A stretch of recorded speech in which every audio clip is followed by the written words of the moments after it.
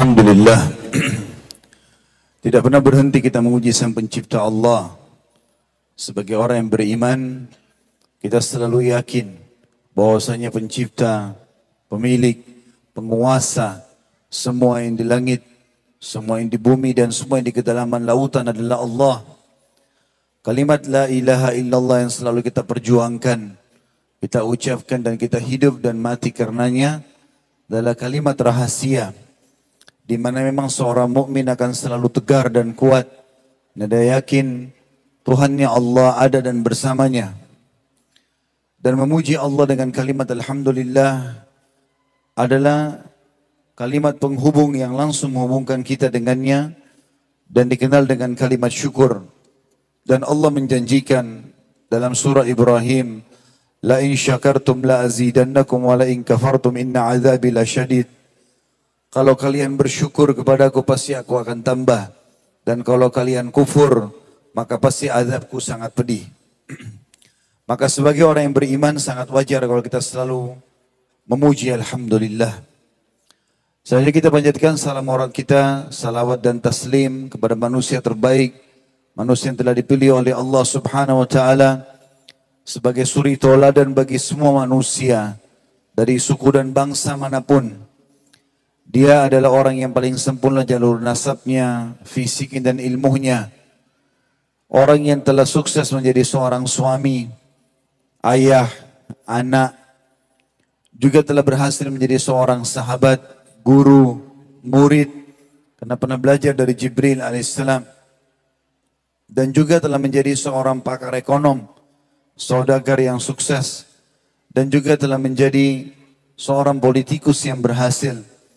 Siapapun yang menjadikannya sebagai suri tauladan, maka buah tidak akan jauh dari pohonnya. Selain daripada ibadah, juga kesuksesan akan diraih oleh orang yang mencontohinya.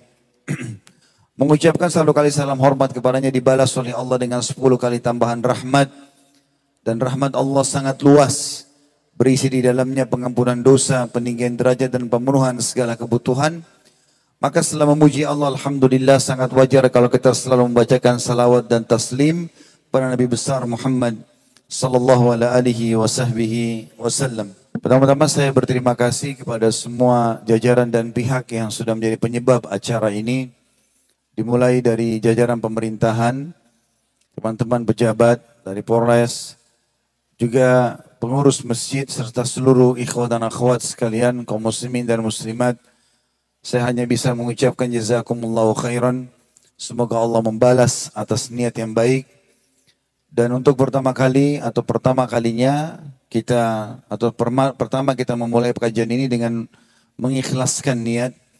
Karena memang hanya dengan ikhlas sajalah seluruh amal akan diterima. Kalau tadi ada yang datang hanya karena diajak oleh temannya, hanya karena ingin mencoba mengetahui majelis ini, atau hanya untuk meramaikan saja, maka ikhlasnya diubah atau niatnya diubah diikhlaskan karena Allah Subhanahu wa taala agar target majelis ilmu tercapai. Karena Nabi SAW sudah menjanjikan siapa yang keluar dari rumahnya tulus dan ikhlas mencari ilmu, maka dia diberikan pahala haji yang lengkap. Juga dalam hadis yang lain, dia di jalan Allah sampai dia kembali ke rumahnya. Serta dalam riwayat yang dikatakan pada saat bubar dari majelis, kalau dia ikhlas karena Allah, maka akan dikatakan oleh para malaikat pada saat mereka bubar, bubarlah dalam kondisi diampuni dosa-dosa kalian. Juga tentu kami memohon maaf kalau sempat teman-teman sekalian menunggu, jemaah menunggu. Dan ini insya Allah menunggu di rumah Allah Subhanahu wa taala, menunggu dalam majelis ilmu adalah ibadah. Semoga itu semua menambah tambahan amal nanti di timbangan amal pada hari kiamat. Judul kita pada hari ini orang mukmin yang kuat dan tegar. Sebenarnya judul ini beranjak daripada sabda Nabi SAW. Saya bacakan dulu hadisnya, lalu kemudian beranjak dari situ kita akan merincikan insya Allah.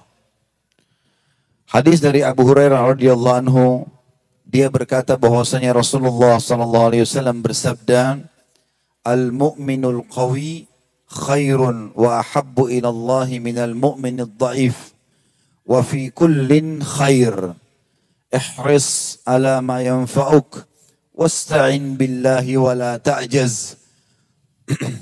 Wa in asabaka syai'un fala taqul law anni fa'altu kana kadza wa kadza.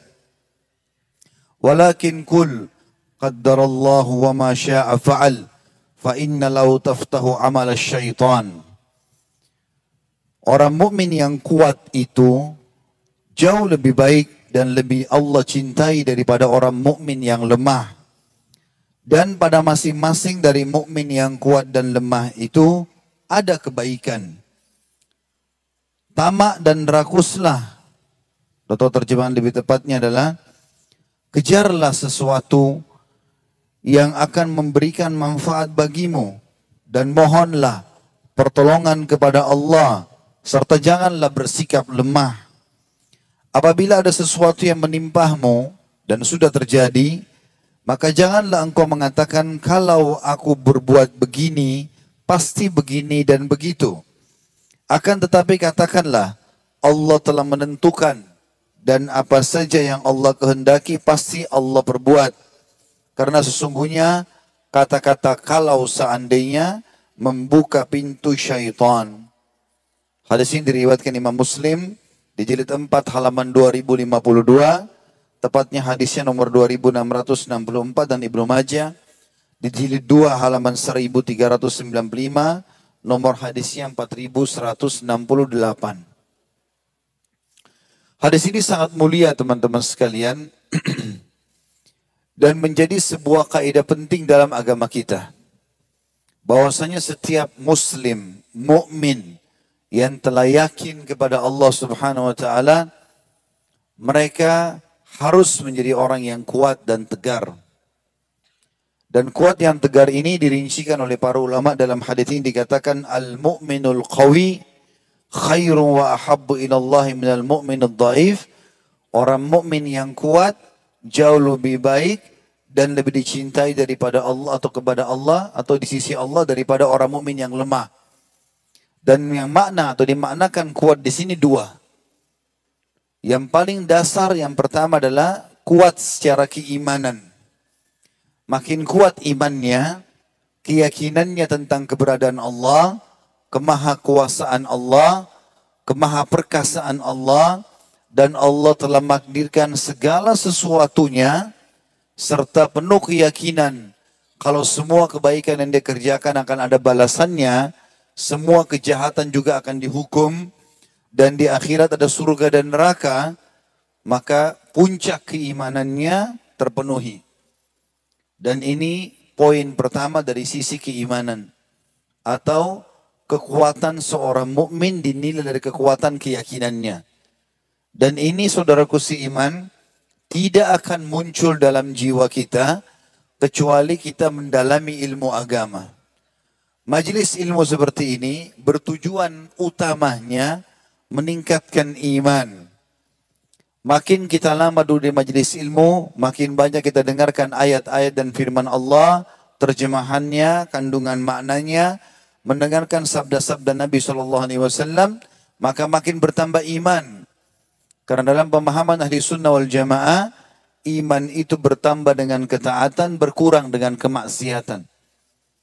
Kapan kita makin taat kepada Allah, kita coba buatkan program.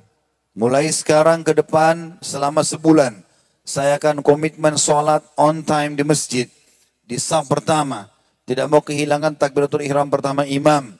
Karena mengejar sabda Nabi SAW, siapa yang tidak kehilangan takbiratul ihram imam selama 40 hari, maka Allah akan menghilangkan darinya sifat kemunafikan. Selamanya tidak akan bohong, selamanya tidak akan khianati amanah, selamanya juga tidak akan pungkiri janji. Komitmen mulai sekarang, puasa Senin Kamis saya harus jalan. Apapun rintangannya. Lalu kemudian dia mulai melakukannya. Mulai sekarang saya harus rutin bersedekah tiap hari. Walaupun hanya Rp2.000, Rp10.000, walaupun hanya sepotong roti. Rutinkan. Mulai sekarang saya akan baca 10 ayat Al-Quran. Karena memang mengejar sabda Nabi SAW sampai membaca 10 ayat Al-Quran dalam sehari, maka dia akan diberikan 1 kintar.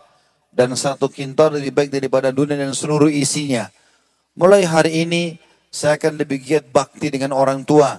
Penuhi kebutuhannya, telepon tanyain kabarnya, minta didoakan. Mulai sekarang saya akan berteman dengan orang-orang saleh. Mulai sekarang saya akan selalu hadir dalam majelis ilmu. Mulai sekarang saya akan melakukan ini dan itu. Semuanya amal saleh diprogramkan.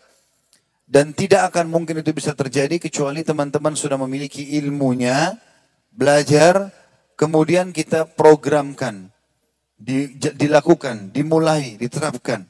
Karena iman itu akan datang dengan ilmu. Nanti akan kita lebih rincikan tentang masalah. Poin pertama ini berhubungan dengan dalil-dalil masalah keimanan. Saya masuk dulu yang dimaksud dengan yang kedua dari orang mukmin di sini yang kuat, lebih baik dan lebih dicintai oleh Allah adalah orang mukmin yang kuat secara fisik, jiwa, prinsip. Ya. Kalau ada orang mukmin, dua orang mukmin laki-laki, ya, A dan B. Si A dan si B ibadahnya bagus. Sama-sama komitmen sholat di masjid dan tadi program-program sedekah, zikir, bakti orang tua, jenguk orang sakit diprogramkan. Tapi si A badannya kekar, olahragawan, suka menjaga kesehatan fisiknya, merawat. Sementara si B tidak, maka si A lebih baik daripada si B. Di sisi Allah Subhanahu wa taala. Karena memang kita diperintahkan di dalam Al-Quran untuk memiliki persiapan kekuatan secara fisik. Allah ceritakan untuk menyampaikan dalam surah Al-Anfal tentang kewajiban setiap laki-laki mukmin terutama untuk menjaga kekuatan fisiknya. A'udzu billahi minasyaitonir rajim wa iddu lahum mastata'tum min quwwati wa min ribatil khair turhibuna bihi aduwallahi wa aduwakum. Selalulah punya persiapan secara fisik. Ya. Allah menyuruh itu. Wa iddu lahum, persiapkan yang kalian miliki semampu kalian, mastata'tum min quwwah, dari kekuatan fisik kalian. Dari kekuatan prinsip, kekuatan jiwa, ya, kekuatan tekad. Apapun yang kalian mampu untuk menghadapi dan menakut-nakuti musuh-musuh kalian, musuh-musuh Allah dan musuh-musuh kalian. Makanya Nabi SAW sangat peduli dengan masalah ini.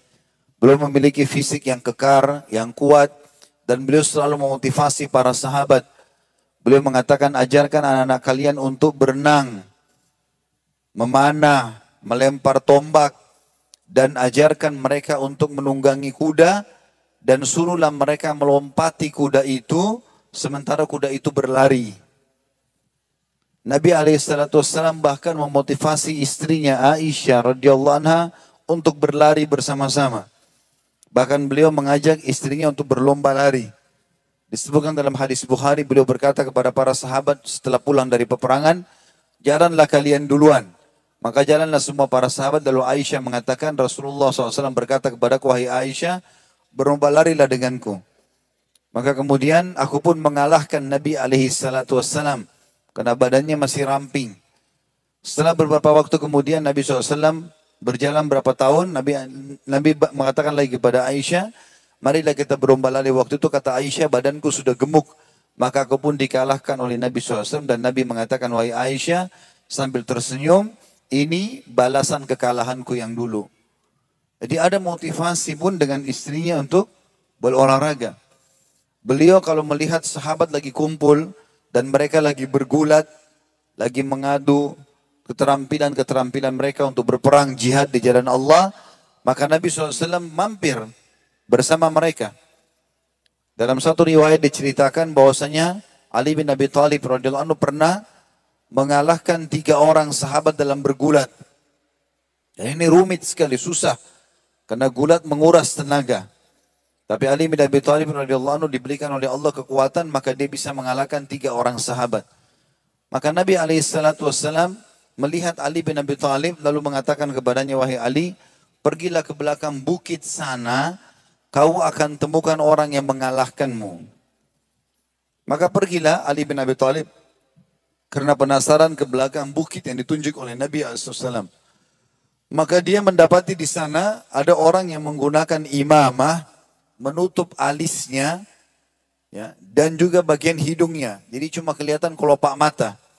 Kalau orang pakai tutupan wajah, kemudian alisnya masih kelihatan, mungkin orang masih bisa mengenalnya. Tapi ini tidak dikenal. Lalu membuat lingkaran ring. Ya, kalau kita seperti ring sekarang, memberikan isyarat kepada Ali untuk masuk ke dalam ring. Maka masuklah Ali bin Abi Thalib, lalu terjadilah pergulatan. Dalam beberapa gerakan saja Ali bin Abi Thalib kalah. Sekali, dua kali, tiga kali, akhirnya Ali bin Abi Thalib mengakui kekalahannya. Lalu berkata, saya mengaku kalah, tapi saya ingin mengetahui siapa kamu. Maka orang itu menarik cadar wajahnya, ternyata dia adalah Rasulullah Sallallahu Alaihi Wasallam. Nabi SAW ingin menghilangkan sifat sombong yang ada dalam diri Ali, jangan sampai muncul. Bukan Ali bin Abi Thalib sombong, tapi tadi sudah mengalahkan sampai 3 orang, jangan sampai muncul sifat sombongnya. Maka Nabi SAW menghilangkan itu dengan cara menunjukkan kalau ada orang yang lebih kuat dari dia, dan sekaligus mendidik dengan cara yang santun. Nabi SAW tidak menantang Ali di depan para sahabat yang lain, tapi mengajaknya ke tempat yang lain untuk memberikan pendidikan yang baik kepadanya. Juga Nabi SAW berkata kepada Sa'ad bin Abi Waqqas, melemparlah dan memanalah. Dan beliau mengatakan, sesungguhnya kekuatan itu ada di panahan. Dan terus saja Nabi SAW memotivasi para sahabat untuk melakukan kegiatan-kegiatan yang berhubungan dengan kekuatan fisik. Dan ini masuk dalam makna hadis ini. Masuk dalam makna hadis ini. Berarti memang penekanannya di 2 poin di sini. Penekanan tentang masalah kekuatan keyakinan kepada Allah Subhanahu wa taala dan kekuatan secara fisik. Kalau seseorang muslim bisa menggabungkan keduanya, maka sangat luar biasa. Kata ulama hadis, makna hadis ini, al-mu'minul qawi khairu wa ahabbu ila Allah minal mu'minul dhaif. Orang mukmin yang kuat lebih baik dan lebih cinta dari Allah daripada orang mukmin yang lemah. Maksudnya kalau bertemu antara 2 orang yang sudah bagus ibadahnya, tapi yang satu lebih kuat secara fisik daripada yang lainnya, lebih banyak keterampilan-keterampilan yang dikuasai, lebih kuat prinsip dan tekadnya, maka lebih dicintai di sisi Allah Subhanahu wa taala. Dan makna dicintai teman-teman lebih banyak pahalanya. Allah memberikan tubuh kita ini rasa gerah supaya kita mandi dan merawatnya. Allah memberikan mata kita capek, mengantuk untuk supaya kita istirahat. Allah memberikan kita rasa lapar supaya kita berikan makanan nutrisi tubuh ini. Allah memberikan rasa haus, peringatan bahwasanya tubuhmu sedang butuh cairan dan seterusnya. Ini semua agar kita merawat.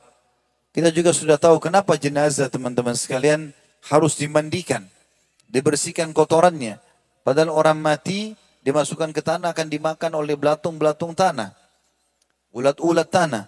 Itu semua karena fisik ini Allah amanahkan kepada kita untuk dijaga.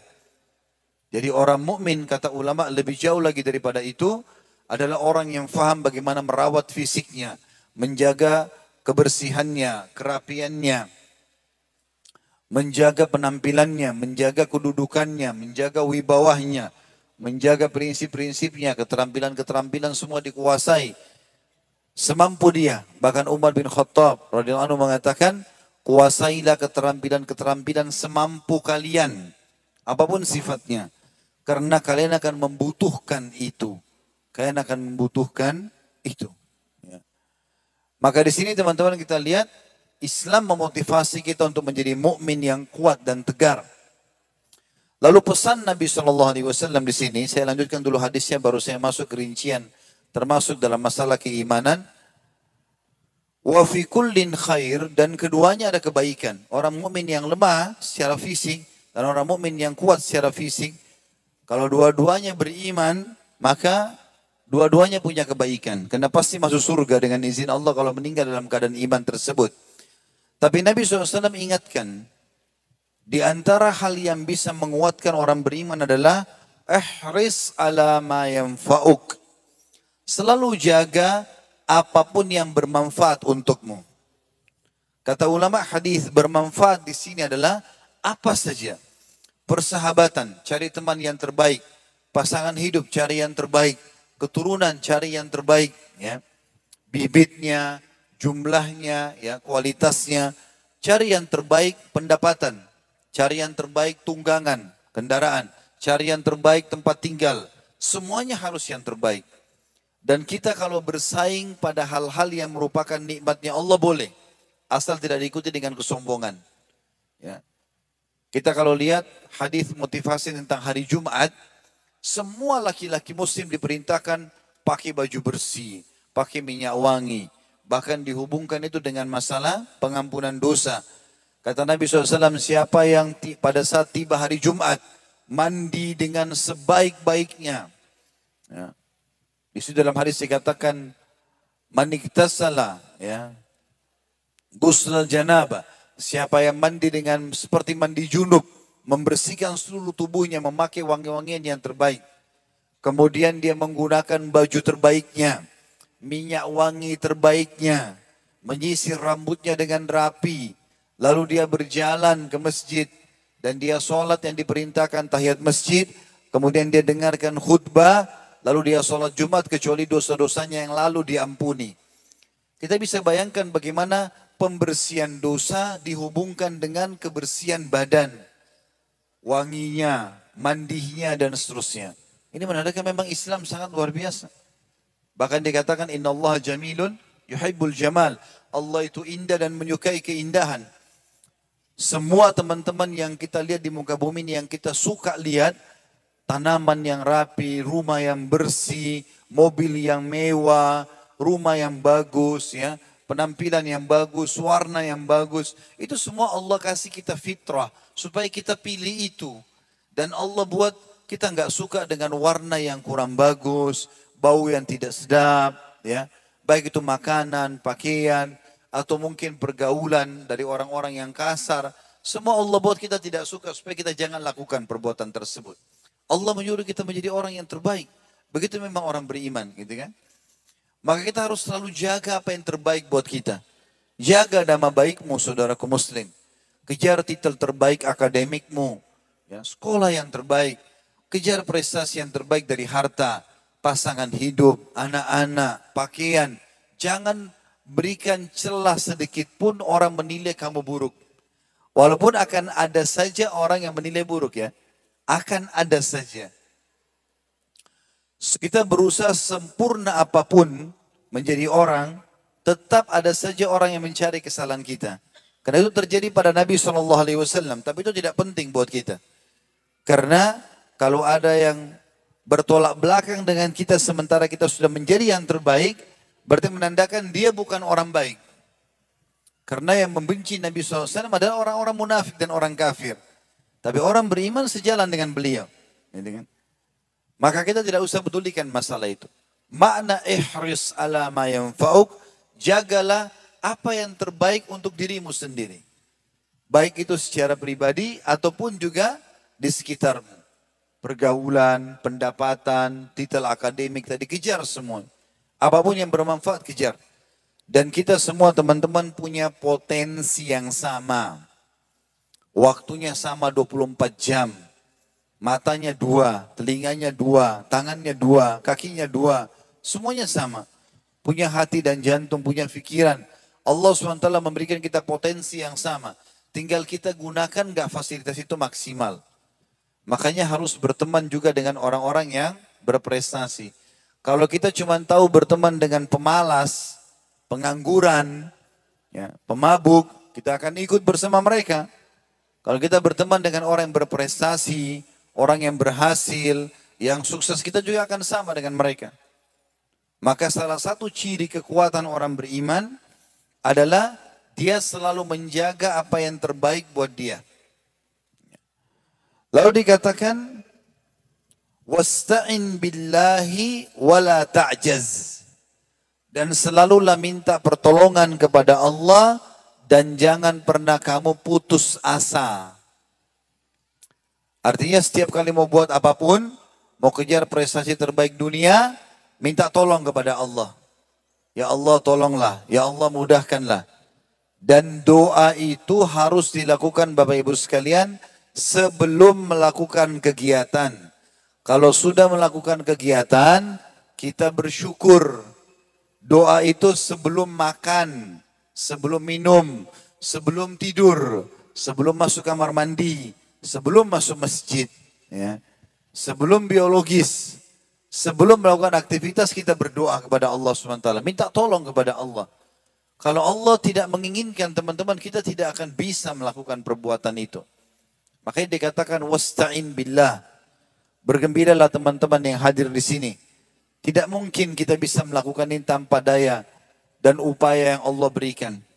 Kalau Allah tidak ingin Bapak Ibu hadir di sini, saya dan Bapak Ibu pun tidak bisa hadir di masjid ini. Kata para ulama, andai saja ada orang yang mengucapkan istighfar setelah dia berbuat dosa, berarti Allah ingin menerima taubatnya. Kalau ada orang bangun tengah malam dan dia berusaha sholat walaupun dia masih ngantuk, berarti Allah ingin menerima sholatnya. Kalau Allah tidak ingin, tidak akan ada keinginan.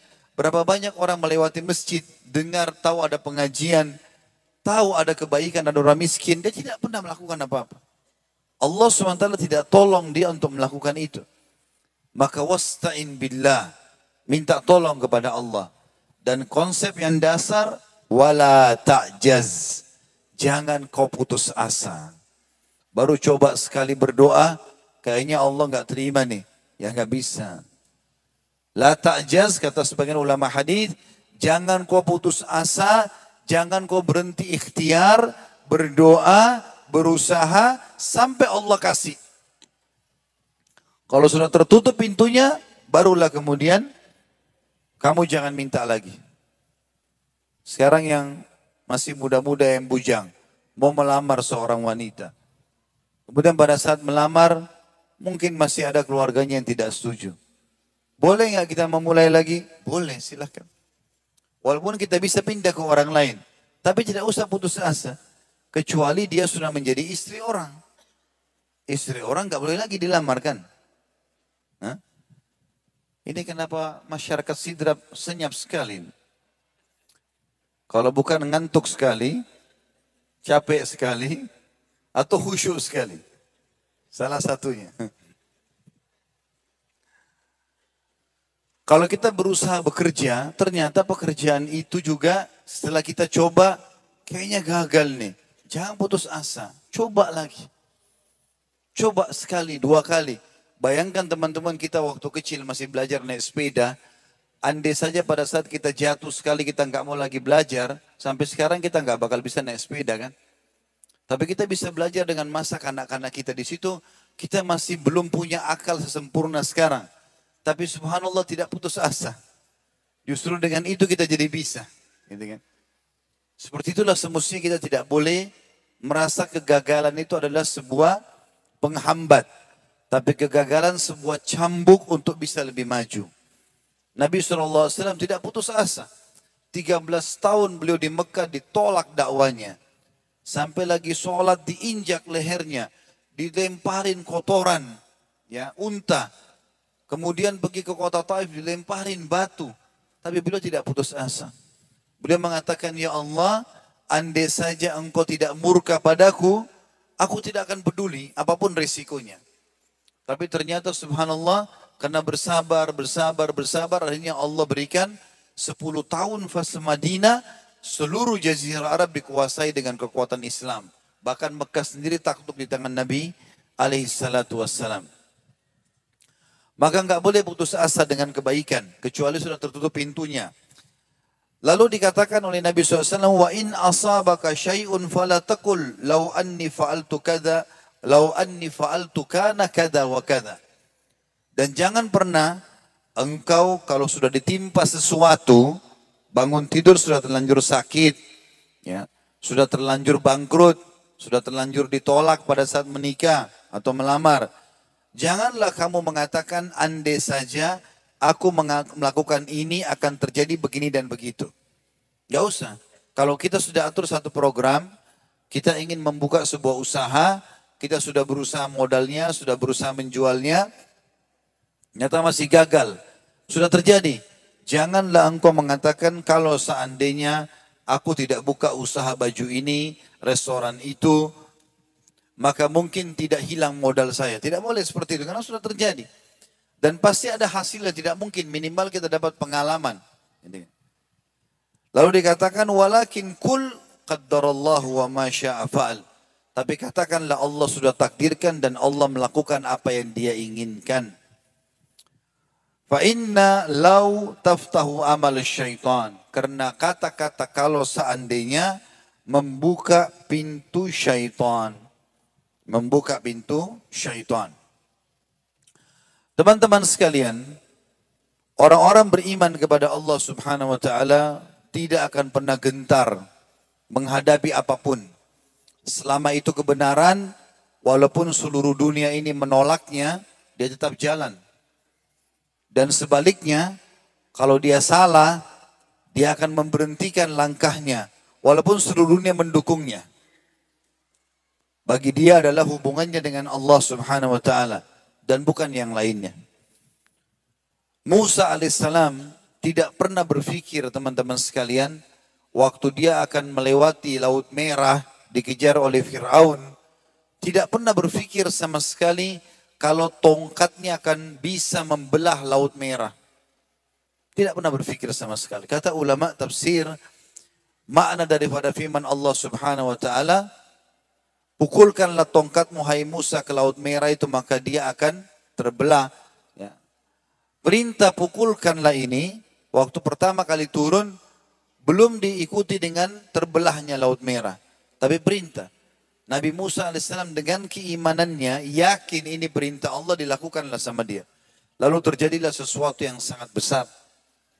Maryam alaihissalam tidak pernah berpikir, waktu dia lagi hamil, Allah Subhanahu wa taala suruh dia menggoncang pohon kurma. Ya, dia berpikir kalau dia sentuh pohon kurma tersebut, maka itu perintah Allah. Dilakukanlah sama dia, maka jatuhlah kurma-kurma yang banyak yang sudah matang di dekatnya, yang mudah dia jangkau untuk dia makan. Dan begitulah sifat orang-orang beriman. Mereka berikhtiar, mereka berusaha dan tidak pernah putus asa. Allah Subhanahu wa taala berfirman dalam surah Al-Hujurat ayat 15. A'udzu billahi minasyaitonir rajim. Innamal mu'minuna alladzina amanu billahi wa rasulihi thumma lam yartabu wajahadu bi amwali wa anfusihim fi sabilillah ulaika humus shadiqun. Sesungguhnya orang-orang beriman hanyalah orang-orang yang beriman kepada Allah dan Rasulnya. Lalu mereka tidak ragu-ragu. Apapun yang disampaikan pasti benar. Dijalankan, diyakini. Dan mereka berjihad dengan harta dan jiwa mereka pada jalan Allah. Mereka itulah orang-orang yang siddiq atau orang yang jujur. Termasuk salah satu kesempurnaan iman seseorang muslim, dan apapun yang dia minta Allah kasih, kalau dia ikuti dengan satu kata kunci rahasia, keyakinan. Teman-teman kalau berdoa kepada Allah, mau 3 jam, 4 jam, selama 24 jam seharian berdoa terus, kalau tidak diikuti dengan keyakinan, tidak akan diterima. Berdoa dengan beberapa saat saja, tapi diikuti dengan keyakinan, maka masuk dalam sabda Nabi SAW. Ud'u rabbakum mukinuna bil ijabah, fa inna Allah la yakbalu ad-du'a min qalbin ghafil. Berdoalah kalian dengan Tuhan kalian dengan penuh keyakinan akan diterima. Dan ya, sesungguhnya Allah tidak akan menerima doa dari hati yang lalai. Termasuk kesempurnaan iman teman-teman, tidak boleh kita ragu. Salat, kita sudah ikuti rukunnya, syaratnya. Kita sudah berusaha membaca surah yang kita pilih. Maka kita harus yakin sudah diterima oleh Allah Subhanahu wa taala. Kita sudah puasa, kita sudah haji, kita sudah zakat, sedekah. Semua yang kita kerjakan harus diikuti keyakinan. Asal sudah mengikuti syarat dan rukunnya, diterima oleh Allah Subhanahu wa taala. Kalau teman-teman kerja di satu perusahaan, lalu teman-teman sangat yakin karena perusahaan ini benefit, pimpinannya atau pemiliknya juga orangnya jujur. Dia kalau bicara, nanti siapa di antara kalian wahai pegawai-pegawai semuanya yang datang on time, yang bekerja dengan baik, saya akan tambah gajinya akhir bulan. Saya yakin semua pegawai karena tahu ini pemilik perusahaan orang baik, orang jujur, dia yakin, maka dia akan kejar prestasi itu. Karena dia sangat yakin akan diberikan di akhir bulan. Begitulah banyak manusia alami pada saat dia berinteraksi dengan sama manusia. Padahal Allah Subhanahu wa taala lebih layak untuk kita yakini. Sebagaimana juga teman-teman harus yakin, jangan pernah ragu dalam masalah itu. Setiap orang-orang yang kafir, orang yang berbuat kesalahan, dihukum oleh Allah. Nggak ada keraguan dalam masalah itu. Sekarang atau nanti. Ya, sekarang ataupun nanti. Bahkan kata Nabi SAW, kalau seandainya kalian melihat nikmat Allah melimpah pada seorang hamba, sementara dia dalam kemaksiatan kepada Allah, maka ketahui itu tahapan siksaan. Ya, semua umat-umat sebelum kita yang dihancurkan oleh Allah, semuanya tidak terkecuali. Kaum Lut, kaumnya Nabi Lut, kaum Ad, kaumnya Nabi Hud, kaum Thamud, kaumnya Nabi Saleh, Fir'aun, kaumnya Nabi Musa, Namrud, ya, kaumnya Nabi Ibrahim, semuanya. Pada saat mau meninggal dunia, itu mereka dilimpahkan kenikmatan yang banyak. 3 hari sebelum mereka binasa, badan mereka tambah sehat. Mereka lebih gembira dari sebelumnya. Ternak-ternak mereka makin banyak. Tanaman-tanaman mereka makin subur. Mereka tambah lalai. Karena Allah subhanahu wa ta'ala ingin membinasakan mereka. Jadi orang kalau dalam kemaksiatan itu lagi terancam sebenarnya. Lagi terancam akan dihukum oleh Allah subhanahu wa ta'ala. Hanya Allah maha kuas rahmatnya. Allah subhanahu wa ta'ala tidak ingin mencelakakan hambanya. Maka biasanya di awal berbuat dosa Allah berikan dia kesempatan untuk taubat. Allah berikan rasa takut, rasa penyesalan dan seterusnya. Juga dalam firman Allah subhanahu wa ta'ala yang lain dalam surah Al-A'raf, Al-Baqarah 177. Allah menyebutkan ciri orang beriman. A'udzu billahi minasyaitonir rajim. Laisal birra an tuwallu wujuhakum qiblal masyriqi wal maghrib. Walakinnal birra man amana billahi wal yawmil akhir wal malaikati wal kitabi wan nabiyina wa atal mala ala hubbihi dzawil qurba wal yatama wal masakin wa ibnas sabil was sa'ilina wa fir riqabi wa aqamas salata wa ataz zakata wal mufuna bi ahdihim idza ahadu was sabirina fil ba'sa'i wad dharra'i wa hinal ba's ulaika alladziina shadaqu wa ulaika humul muttaqun. Bukanlah menghadapkan wajahmu ke arah timur dan barat itu suatu kebaikan. Akan tetapi, nilai kebaikan itu adalah bila kalian beriman kepada Allah. Yakin Allah itu ada, tidak ada pencipta kecuali Dia. Lalu ikuti perintahnya, tinggalkan larangannya. Nikmati yang Ia halalkan, jauh yang Ia haramkan. Lalu beriman kepada hari kemudian, yakin betul amal-amal baiknya akan dapat balasan di akhirat dan masuk puncaknya surga, dan yakin betul dosa-dosanya akan dihukum dan puncaknya masuk neraka. Malaikat-malaikat, ada makhluk Allah yang mengawasi dia, mengurus seluruh alam semesta ini. Tumbuh-tumbuhan, hewan-hewan, air, batu, udara, populasi manusia, semuanya ini diurus oleh malaikat. Allah sebutkan di dalam surah nomor 77 dan 79 dalam Al-Quran. Dan kitab-kitab yang diturunkan, nabi-nabi yang diutus, serta memberikan harta yang dicintainya kepada kerabatnya. Kalau teman-teman mau merasakan kenikmatan iman, ya, coba bersedekah. Di antara salah satu caranya adalah, selain tadi beriman dengan iman kepada Allah, pada malaikat-malaikat, kitab-kitab, hari kemudian, juga memberikan harta yang dicintai kepada kerabat. Coba bersedekah dengan sesuatu yang paling teman-teman sukai. Apapun sifatnya. Ada pakaiankah, makanankah, hartakah. Yang terbaik keluarkan di jalan Allah subhanahu wa ta'ala. Dan yang biasa saja dikonsumsi. Makanya pernah Aisyah radhiyallahu anha diberikan oleh Nabi SAW 1 ekor kambing. Lalu Nabi SAW bilang, bagi-bagikanlah. Maka Aisyah pun radhiyallahu anha membagi-bagi hampir seluruh kambing tersebut, dan Aisyah meninggalkan paha bagian depannya kambing tersebut yang dimasakkan untuk Nabi SAW. Niatnya Aisyah baik sekali radhiyallahu anha. Bagaimana suaminya mendapat makanan favoritnya. Dan Nabi SAW sangat senang dengan paha kambing. Maka waktu Nabi SAW datang, lalu Nabi SAW tanyakan, bagaimana dengan kambingmu hai Aisyah? Kata Aisyah, ya Rasulullah, aku telah membagi-bagikan, ya, seluruhnya dan tersisa pahanya. Kata Nabi SAW, terbalik.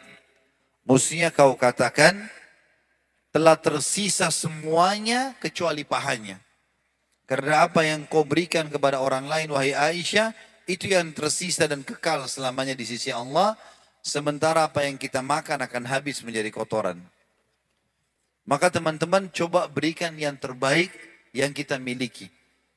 Dan ini dengan memberikan terbaik di Allah SWT, maka Allah juga akan berikan sesuai dengan niat kebaikan itu. Allah juga mengatakan, dan memberikan harta yang dicintai kepada kerabatnya, anak-anak yatim, orang-orang miskin, musafir yang memerlukan pertolongan, dan orang-orang yang meminta-minta. Serta memerdekakan hamba sahaya. Ini semua masuk dalam sedekah. Semua ini dianjurkan untuk diberikan, ya, dibagi-bagi kepada kaum kerabat dan yang selain kerabat. Kemudian mendirikan sholat, menunaikan zakat, dan orang-orang yang menepati janjinya apabila ia berjanji. Dan orang-orang yang sabar dalam kesempitan, penderitaan, dan dalam peperangan. Mereka itulah orang-orang yang benar imannya, dan mereka itulah orang-orang yang bertakwa. Artinya, tolok ukur seseorang mukmin itu kuat secara iman adalah bagaimana dia melakukan perintah-perintah Allah Subhanahu wa taala. Sebagaimana disebutkan tadi rincian ayat Al-Baqarah 177. Selain beriman kepada Allah, dia bersedekah untuk semua orang yang memang membutuhkan atau tidak membutuhkannya diberikan, bebasin budak, dia rutinkan sholatnya, tunaikan zakatnya, menepati janji-janjinya, dan orang yang sabar dalam kesempitan. Kesempitan di sini maksudnya adalah pada saat dia sempit secara harta, penderitaan, banyak cobaan-cobaan yang datang, dan juga dalam peperangan. Mereka itu dianggap orang-orang yang beriman sebenarnya. Juga ciri orang beriman teman-teman sekalian, dan ini hanya dirasakan pada saat teman-teman sampai pada titik keimanan tertentu. Tidak semua bisa dirasakan. Jadi makin sering kita dekatkan diri kepada Allah SWT dan kita selamatkan diri dari dosa. Misal teman-teman praktek dalam 1 minggu ke depan, kita hanya tugasnya ya membuat program ibadah dan tutup semua keran-keran kemaksiatan dengan cara kita. Kita lebih tahu mana dosa yang sedang kita lakukan, ditutup semuanya. Maka nanti akan dirasakan setiap kali disebut nama Allah, kalau sudah sebulan, apalagi sudah setahun atau hitungan tahun, maka tersentuh hati kita. Tersentuh dalam mengingat Allah, bisa menangis kalau dibahas tentang surga dan neraka. Ya, kita tersentuh kalau mengingat dosa-dosa kita dan kita takut masuk ke neraka. Allah menyebutkan dalam surah Al-Anfal ayat 2 dan ayat 4. A'udzu billahi minasyaitonir rajim. Innamal mu'minuna alladziina idza dzukirallahu wajilat qulubuhum wa idza tuliyat 'alaihim ayatuhu zadatuhum imanan wa 'ala rabbihim yatawakkalun. Alladziina yuqimuna as-salata wa mimma razaqnahum yunfikun. Ulaika humul mu'minuna haqqan lahum darajatun inda rabbihim maghfiratun wa rizqun karim. Sesungguhnya orang-orang yang beriman itu yang bisa menambah kekuatan imannya dan lebih dekat kepada Allah adalah mereka apabila disebut nama Allah niscaya gemetarlah hati mereka. Jadi tidak bisa teman-teman kalau masih ada pintu dosa yang dibuka. Sulit sekali kita untuk menangis.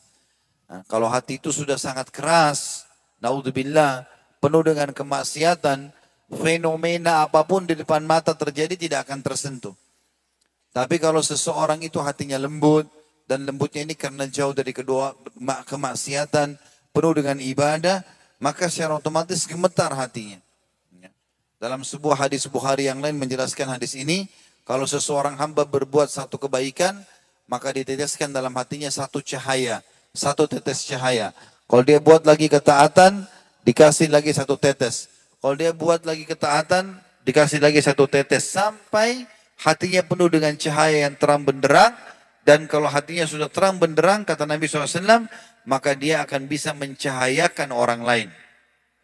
Sebaliknya, kalau dia berbuat kemaksiatan, Allah tutupkan atau teteskan satu titik hitam. Kalau dia ulangi lagi titik hitam, kalau dia ulangi lagi titik hitam.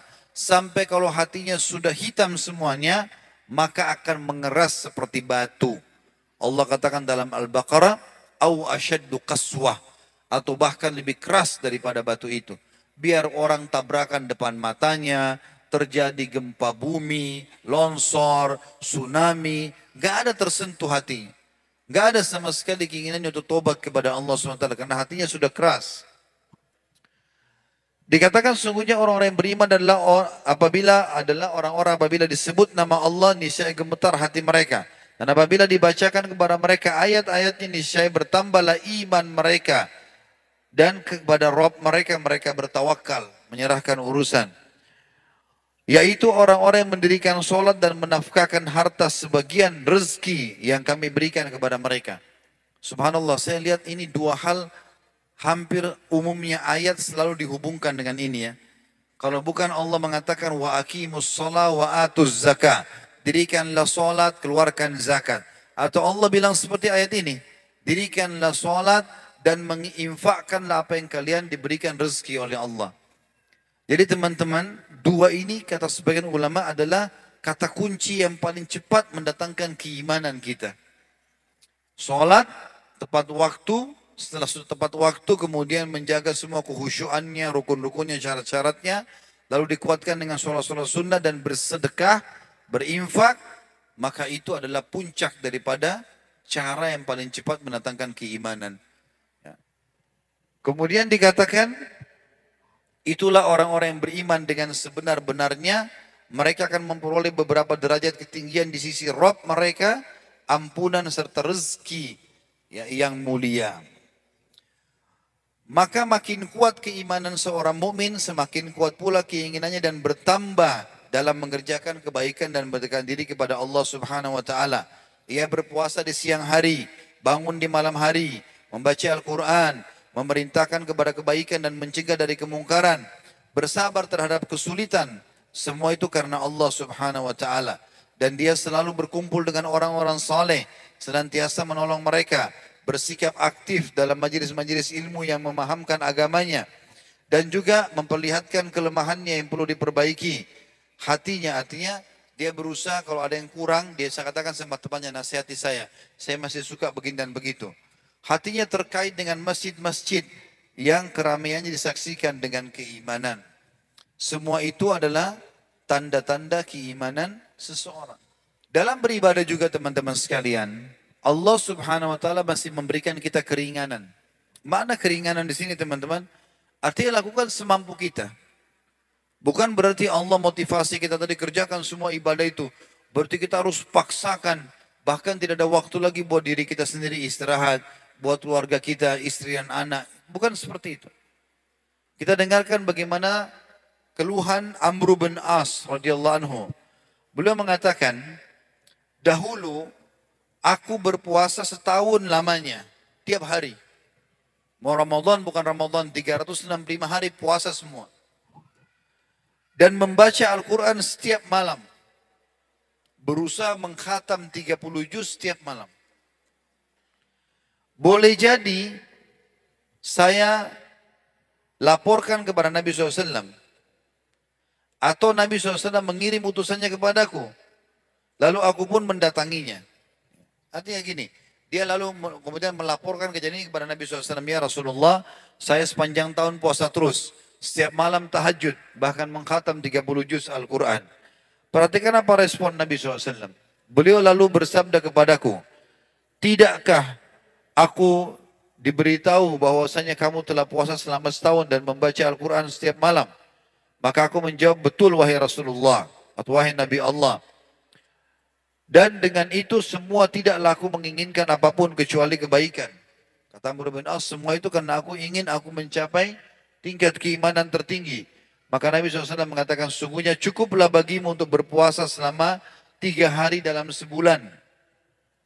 Puasa Ayyamul Bid. Saya berkata, wahai Nabi Allah, aku berkata, wahai Nabi Allah, sungguh aku mampu melakukan lebih daripada itu. Maka Nabi SAW bersabda, sungguhnya istrimu itu punya hak atas kamu. Dan orang yang menziarahimu menjadi tamu juga memiliki hak atas kamu. Dan badanmu memiliki hak atas dirimu. Ya, artinya istri juga butuh waktu untuk ngobrol, bercanda, bercumbuan, ya, keluar, mungkin ada hajatnya, anak-anak perlu. Ada juga orang mungkin karena terlalu semangat beribadah, dianggap itu semua bukan ibadah. Maka bagi dia adalah, sudahlah jangan ganggu saya, jangan duduk sama saya mau mengaji aja. Itu yang terjadi pada Abu Darda radhiyallahu anhu. Jarang sekali bicara sama istrinya. sampai istrinya nggak dandan lagi, gitu kan? Maka ini ditegur oleh Nabi SAW. Dan dikatakan tamu yang menziarahimu juga punya hak. Ada orang karena sibuk dengan ibadahnya pribadi, begitu ada tamu nggak dilayani lagi. Sudah ya, saya nggak bisa lama-lama ya, saya mau begini dan begitu. Padahal melayani tamu adalah ibadah. Maka di sini Nabi SAW katakan itu. Dan dirimu juga punya hak. Kamu juga harus mandi, makan, istirahat, imbangi semua itu. Lalu beliau pun bersabda, berpuasalah kamu dengan puasa Daud. Kalaupun kau masih mampu, selain 3 hari setiap bulannya, maka puasa Daud maksimal. Sehari puasa, sehari enggak puasa. Lalu beliau berkata, sesungguhnya, berpuasalah kamu dengan puasa Daud. Nabi Allah Daud maksudnya, sesungguhnya ia adalah manusia yang paling kuat ibadahnya. Maka Amr bin As berkata radhiyallahu anhu, wahai Nabi Allah, apa yang dimaksud dengan puasa Daud itu? Maka Nabi SAW bersabda, ia berpuasa sehari dan berbuka puasa sehari. Lalu Nabi SAW bersabda, bacalah Al-Quran dengan cara mengkhatam setiap 1 bulan sekali. Ya. Sebulan sekali, jadi sehari 1 juz, 30 hari khatam 30 juz. Maka aku katakan, kata Amr bin As, wahai Nabi Allah, sesungguhnya aku mampu melakukan lebih daripada itu. Maka Nabi SAW bersabda, bacalah sekali khatam dalam 20 hari. Kalau sebulan kau menganggap lama, 20 hari bisa. Lalu Amr bin As mengatakan, wahai Nabi Allah, sesungguhnya aku masih mampu melakukan lebih dari itu. Maka Nabi SAW mengatakan, bacalah dan khatamlah Al-Quran dalam 10 hari sekali. Maka Amr bin As mengatakan, wahai Nabi Allah, sesungguhnya aku masih mampu lebih dari itu. Maka Nabi SAW mengatakan, bacalah dengan cara mengkhatam Al-Quran dalam 7 hari sekali. Dan jangan kamu menambah hal itu. Karena sungguhnya istrimu itu punya hak atas dirimu. Dan orang-orang yang menziarahimu punya hak atas dirimu. Dan badanmu juga punya hak atas dirimu. Ya artinya, kita disuruh menjadi mukmin yang terbaik. Tapi mukmin yang terbaik memahami semua jenis-jenis ibadah itu. Sehingga tidak fokus kepada satu saja. Karena masih ada ibadah-ibadah yang lain yang tidak dianggap ibadah oleh sebagian orang. Seperti melayani istri, melayani suami, memenuhi kebutuhan anak-anak. Bahkan Nabi SAW mengatakan, sesungguhnya aku memenuhi kebutuhan hajat seorang muslim, ya, lebih aku sukai daripada aku beriktikaf dan sholat di masjidku ini selama sebulan. Kalau ada seseorang datang kepada kita teman-teman mengatakan, saya lagi butuh diantar ke pasar, saya lagi perlu untuk belanja ini dan belanja itu, saya butuh kendaraan, apa saja kebutuhan dia, penuhi teman-teman sekalian. Atau ada orang mungkin lagi ribut rumah tangganya, kita menjadi penengah. Ingat selalu sabda Nabi SAW, ya, kalau siapapun ya, yang berbuat baik dengan saudaranya muslim, atau memecahkan satu permasalahannya, atau meluangkan waktu untuk memenuhi hajatnya, maka lebih baik daripada iktikaf sebulan di Masjid Nabawi. Walaupun cuma sebentar, 15 menit, 1 jam, menemani dia, mengantar dia, itu semua adalah hal yang baik. Yang banyak orang tidak faham itu adalah sebuah ibadah. Ya, tidak memahami sebuah ibadah. Berarti orang mukmin yang kuat teman-teman, dia kuat secara iman dari semua sisinya. Dengan cara memahami porsi-porsi masing-masing ibadah yang diperintahkan. Juga yang harus digarisbawahi, orang mukmin yang kuat, dia selalu menjadikan akhirat sebagai targetnya. Sehingga urusan dunia ini menjadi kecil bagi dia. Dan semua dia siap korbankan untuk akhiratnya. Allah mengatakan dalam surah Al-Qasas ayat 77. A'udzu billahi minasyaitonir rajim. Wabtaghi fima ataka Allahu ad-daral akhirah wa la tansa nasibaka minad dunya wa ahsin kama ahsanallahu ilaik wa la tabghil fasada fil ard innallaha la yuhibbul mufsidin. Dan carilah, kejarlah yang terbaik yang Allah janjikan dan anugerahkan di akhirat nanti dari surga. Dan jangan lupakan bagianmu dari dunia. Silakan nikmati dunia, tapi ingat, ini cuma miniatur saja. Ini cuma gambaran kecil dari akhirat. Maka kejar yang terbaik di akhirat sana. Tunggangi duniamu untuk akhiratmu. Dan berbuat baiklah kamu, sebagaimana Allah telah berbuat baik kepadamu. Allah telah berikan kau fasilitas makanan, minuman, pakaian, semua fasilitas pendengaran, penglihatan, tangan, kaki. Semua ini mahal sekali teman-teman. Tidak akan mengetahui nikmat, nilai sebuah nikmat kecuali orang yang telah kehilangan nikmat itu. Nikmat mata ini teman-teman, coba bayangkan kalau kita tutup mata kita sekarang sejenak, beberapa menit saja. Dan kita bayangkan kalau kita nggak punya mata. Kita buta seperti itu, tidak bisa lihat selamanya. Lalu kita buka mata ini, lalu kita sekarang bisa lihat, oh masjid ini warnanya hijau ya. Oh orang di sebelah saya ini warna kulitnya begini. Oh mobil itu warnanya ini. Kita masih bisa bedakan ini merah, ini orange, ini hijau, ini biru, ini putih. Sebuah nikmat yang tidak ada nilainya. Sampai dikatakan dalam sebuah riwayat yang sahih, ada orang yang menyembah Allah 500 tahun. Ya, orang zaman sebelum kita. Kemudian nanti dia meninggal, kata Nabi SAW, Allah bilang, masukkan hambaku ini ke dalam surga dengan rahmatku. Maka dia bilang, ya Allah amalku. 500 tahun tidak pernah maksiat, ibadah terus. Kata Allah SWT, masukkan dia ke dalam surga dengan rahmatku. Dia bilang, amalku ya Allah, sampai 3 kali. Maka Allah SWT berkata kepada para malaikat, coba timbang seluruh amalnya hambaku ini dengan nikmat matanya saja. Begitu ditimbang, ternyata semua amalnya tidak ada nilainya tanpa matanya. Belum pendengaran. Kita bisa bayangkan kalau kita tutup kedua kuping kita dan kita tidak bisa dengar apa-apa. Sekarang kita bisa bedakan ini suara bising, ini suara lembut, ini suara teman yang saya kenal, ini suara anak. Ini sebuah nikmat yang luar biasa. Ya, bisanya lidah kita membedakan, oh ini manis, ini asam, ini pedas dalam waktu seketika. Hidung kita juga bisa membedakan ini bau wangi, bau busuk. Tangan kita dalam seketika, tangan kita bisa membedakan ini kasar, ini lembut. Jari-jari masih bisa berfungsi. Tubuh kita masih pencernaannya masih bisa mencerna makanan. Kemaluan kita masih berfungsi, alhamdulillah. Ya, mana saatnya kita mengeluarkan air seni, mana saatnya kita mengeluarkan sperma. Juga kita mengangkat kaki-kaki masih bisa berfungsi. Ini nikmat yang luar biasa. Makanya Allah bilang, berbuat baiklah kamu, patuhilah Allah sebagaimana Allah telah berbuat baik kepadamu. Dan jangan pernah kau membuat kerusakan di muka bumi. Enggak usah menjadi orang-orang yang mengganggu orang lain. Enggak usah. Nanti kita akan bahas panjang lebar teman-teman sebentar juga. Tambahan tentang masalah salah satu hal yang membuat seorang mukmin itu kuat dan tegar adalah sifat sabarnya. Dan kita akan berikan nanti contoh-contoh dalam masalah itu. Tapi yang jelas Allah mengatakan jangan buat kerusakan di muka bumi. Artinya tidak usah kau ganggu orang lain. Tidak usah ambil yang bukan hakmu. Kalaupun orang mengganggumu jangan kau balas. Gitu, ya. Tidak usah ikut-ikutan. Kecuali sudah sampai dalam masalah pelanggaran agama, maka itu berbeda. Kata Aisyah radhiyallahu anha, Nabi SAW tidak pernah menuntut kalau berhubungan dengan haknya. Tetapi kalau berhubungan dengan pelanggaran agama, agama Allah dilanggar, barulah beliau menuntut hak tersebut.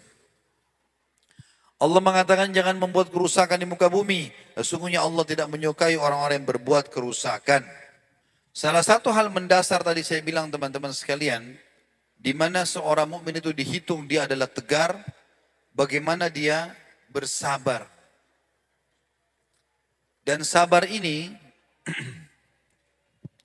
dalam definisinya adalah secara syariat menahan diri dari hal-hal yang Allah haramkan, lalu menguatkannya dengan melaksanakan kewajiban-kewajibannya.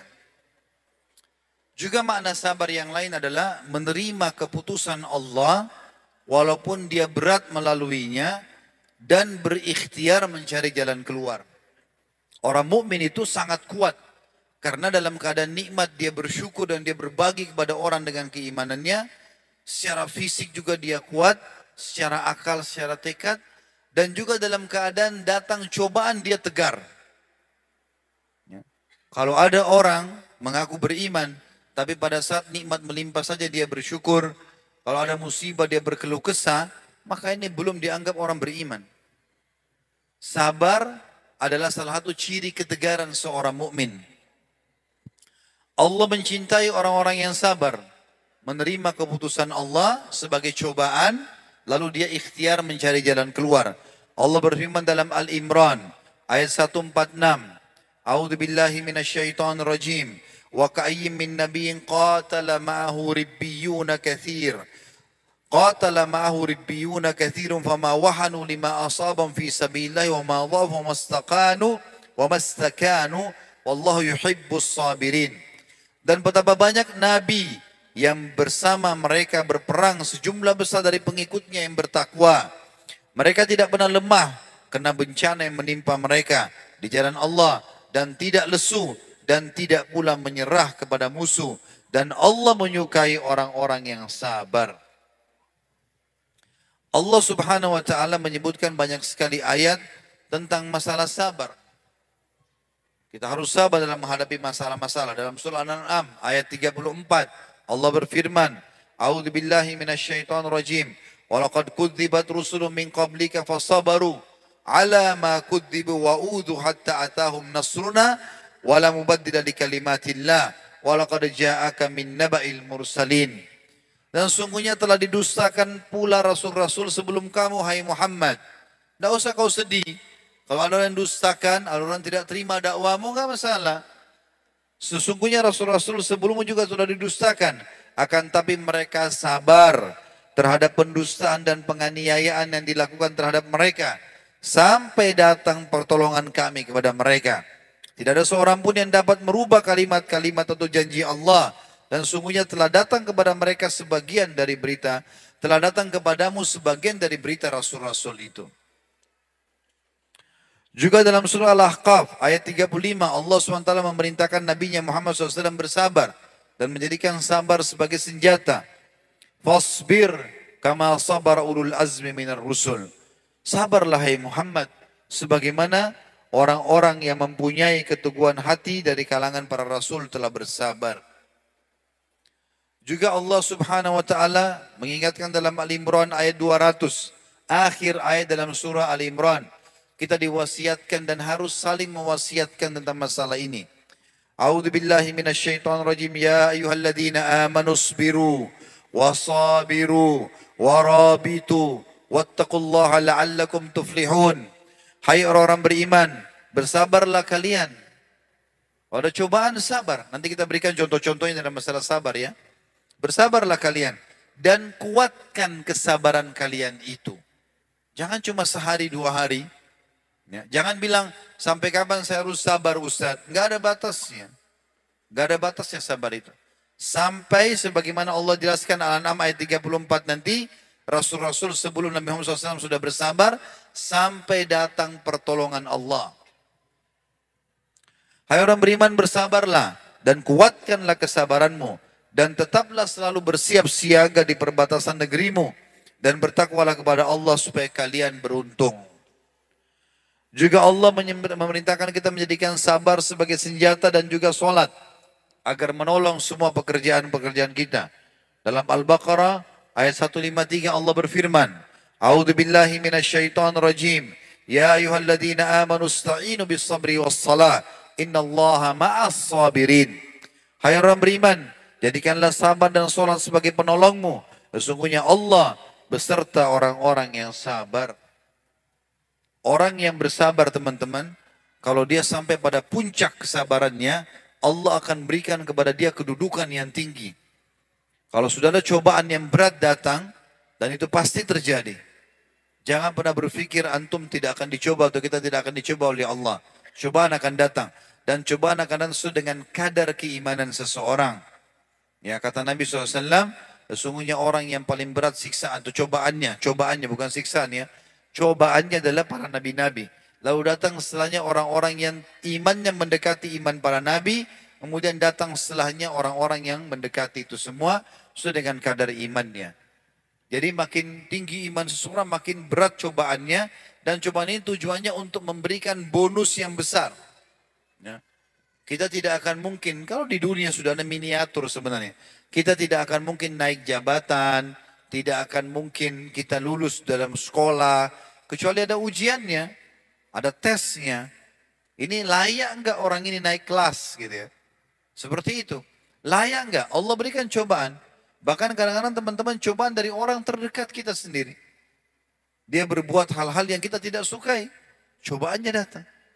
Kita bersabar. Sabar artinya, tadi saya bilang di awal definisinya, menerima keputusan Allah lalu ikhtiar. Boleh kita jaga jarak. boleh kita memutuskan hubungan, tapi sebatas memang ya koridor syar'i. Boleh kita memberhentikan partner bisnis, boleh segala macam. Kalau memang kita menganggap ini adalah berbahaya dalam agama, gitu ya.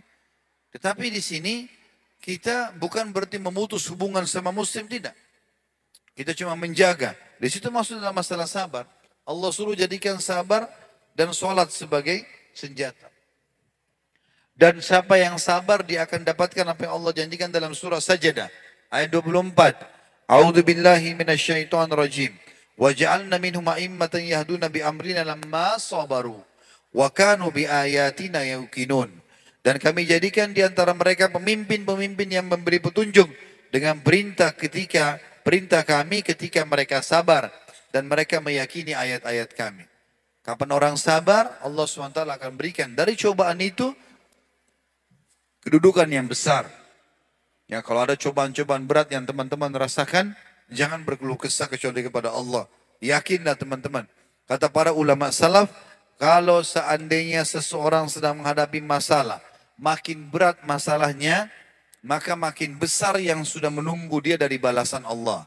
Tinggal dia bersabar, menjalani sampai garis finish. Makin besar cobaannya, maka makin besar yang diberikan oleh Allah Subhanahu wa ta'ala. Allah menjelaskan juga dalam surah Fussilat ayat 34 sampai 35, A'udzu billahi minasyaitonir rajim, wala tastawil hasanatu walas sayyi'ah, idfa' billati hiya ahsanu, fa idzal ladzi bainaka wa bainahu adawatun ka'annahu waliyyun hamim, wa ma yulaqqaha illa alladziina sabaru, wa ma yulaqqaha illa dzu hadzin 'adzim. Tidaklah sama antara kebaikan dan kejahatan. Artinya kalau kita buat kebaikan, orang lain berbuat jahat sama kita, jangan kita ikut-ikutan. Jangan balas, tidak sama itu. Beda. Tolaklah kejahatan itu dengan cara yang lebih baik. Kita diajak, enggak ya, saya enggak ikut, saya enggak mau. Sudah ya, sampai di sini saja dulu. Gitulah. Jadi kita memutus dengan cara baik. Maka bisa jadi antara orang yang ada masalah dengan mode permusuhan seolah-olah telah menjadi teman yang sangat setia. Sifat-sifat yang baik ini tidak dianugerahkan melainkan kepada orang-orang yang sabar.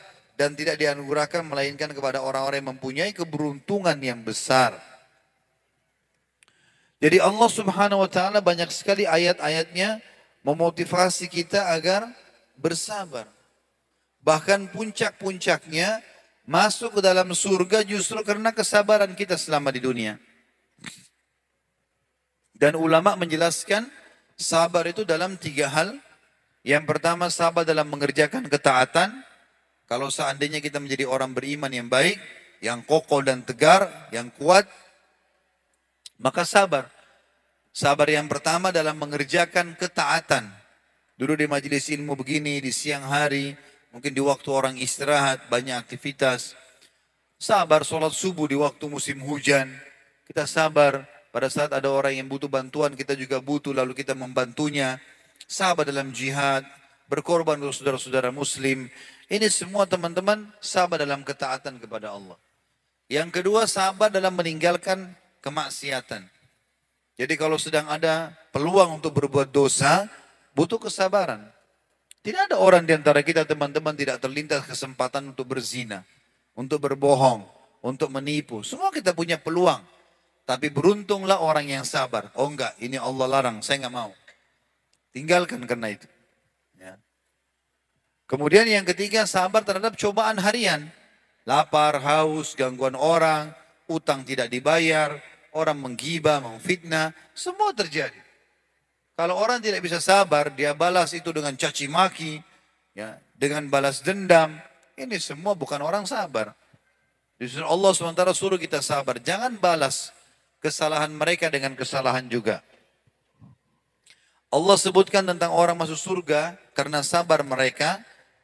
A'udzu billahi minasyaitonir rajim, surah Al-Insan ayat 11 sampai ayat 12. Bawaqahumullahu syarra dzalikal yaumi wa laqahum nadratan wa surura wa jazaahum bima sabaru jannatan wa harira. Maka Allah memelihara mereka dari kesusahan hari itu.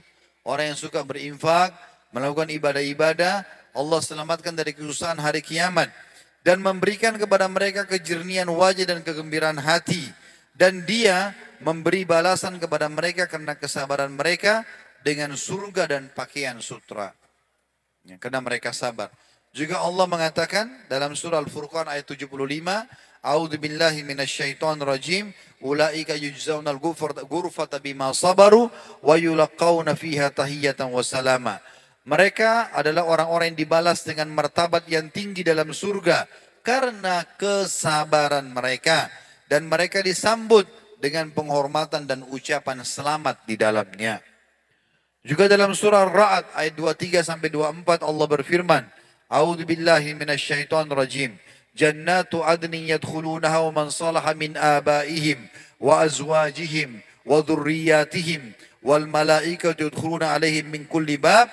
Salamun alaikum bima sabartum fa ni'ma uqbaddar. Surga Aden yang dimasuki ke dalamnya, yang mereka masuk ke dalamnya bersama-sama dengan orang-orang soleh dari bapak-bapak mereka, istri-istri mereka, anak-anak mereka. Sedang para malaikat masuk ke tempat-tempat mereka di istana dari semua pintu sambil mengucapkan, semoga keselamatan terlimpahkan kepada kalian disebabkan kesabaran kalian. Maka alangkah baiknya tempat kesudahan itu. Siapa yang dikaruniai oleh Allah SWT kesabaran, teman-teman? Sekali lagi sabar, saya ulangi, definisinya menerima takdir Allah dan berikhtiar mencari jalan keluar. Dan dia masuk dalam 3 hal. Sabar dalam mengerjakan ketaatan, bangun sholat malam, melakukan ibadah lah ya. Apa saja ketaatan. Yang kedua sabar dalam meninggalkan maksiat. Dan yang ketiga sabar dalam cobaan harian. Maka siapa yang diberi itu oleh Allah, itu luar biasa.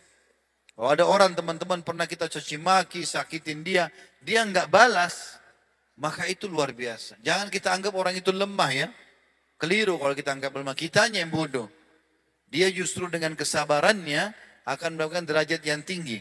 Kata Nabi SAW dalam hadis riwayat Bukhari dan Muslim, Imam Bukhari disebutkan di nomor 1469, Imam Muslim 1053, kata Rasulullah SAW, ma u'tiya ahadun ata'an khairan wa awsa'a minas sabr.